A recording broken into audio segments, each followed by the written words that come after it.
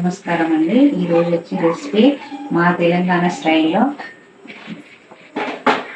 వెల్లిగడ్డలు తీసుకున్నానండి. ఇట్లా కచ్చపిచ్చ దంచుకోవాలి. విడివిడిగా తీసుకొని కచ్చపిచ్చ దంచుకోవాలండి. పక్కకి పెట్టేసుకోండి. వాటికి కావాల్సినవి కారం, తగినంత కారం. ఎక్కువ తినేవాళ్ళు ఎక్కువ తీసుకోవచ్చు, తక్కువ తినేవాళ్ళు తక్కువ తీసుకోవచ్చు అండి. హాఫ్ టీ స్పూన్ జీలకర్ర తీసుకోవాలి. సాల్ట్ తగినంత తీసుకోండి. స్టవ్ ఆన్ చేసుకోవాలండి.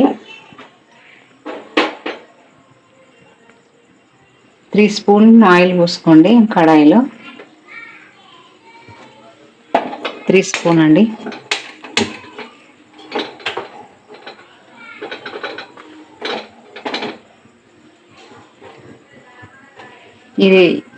ఈ ఎల్లిపాయ కారం చాలా బాగుంటుందండి. ఇది జ్వరం వచ్చినప్పుడు మనకు నా టేస్ట్ లేనప్పుడు, అన్నం తినబుద్ధి అయినప్పుడు, ఏం తినబుద్ధి అయినప్పుడు ఈ ఎల్లిపాయ కారం వేడివేడి అన్నంలోకి చేసుకొని తినండి. చాలా చాలా బాగుంటుంది. మీకు ఆకలి కూడా అవుతుందండి. కొంచెం జీలకర్ర వేసుకుందాం, హాఫ్ టీ స్పూన్.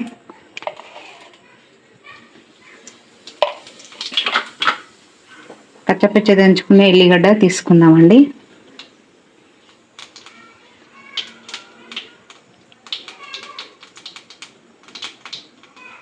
ఇందులో వేసుకోవాలండి.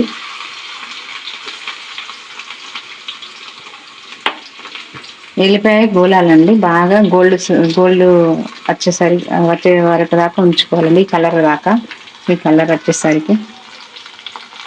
వచ్చేదాకా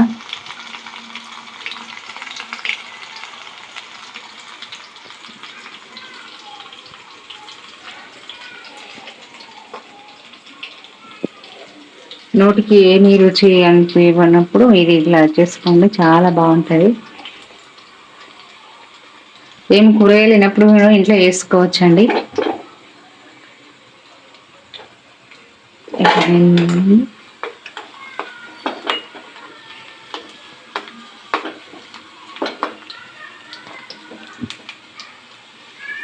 ఇందులోనే కారం వేసుకోవాలండి.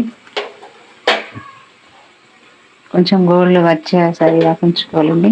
ఎందుకంటే ఎల్లిగడ్డ పచ్చి స్మెల్ పోయేంత వరకు దాకా ఉంచుకోవాలి. ఇలా ఈ కలర్ వచ్చేసరిదాకా ఉంచుకోవాలి.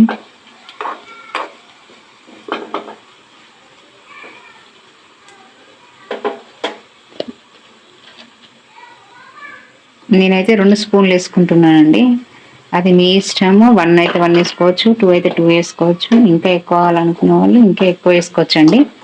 ఇలా వచ్చేసరిదాకా ఉంచుకోవాలండి. ఇందులోనే సాల్ట్ వేసుకోవాలి.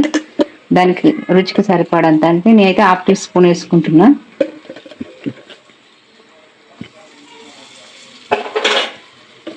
కలిపేసుకోవాలండి.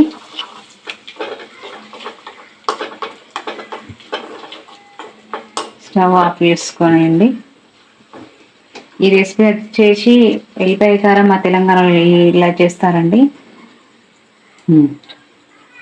ఈ రెసిపీ వచ్చేసి తెలంగాణలో ఇలా చేస్తారండి.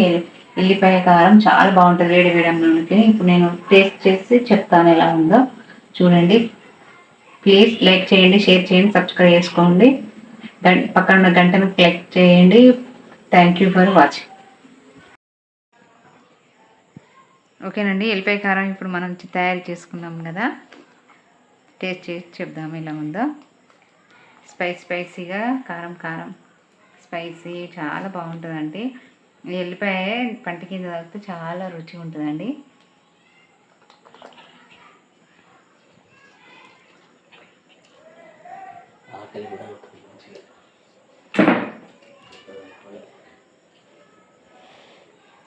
చాలా బాగున్నదండి. మీరు ట్రై చేయండి.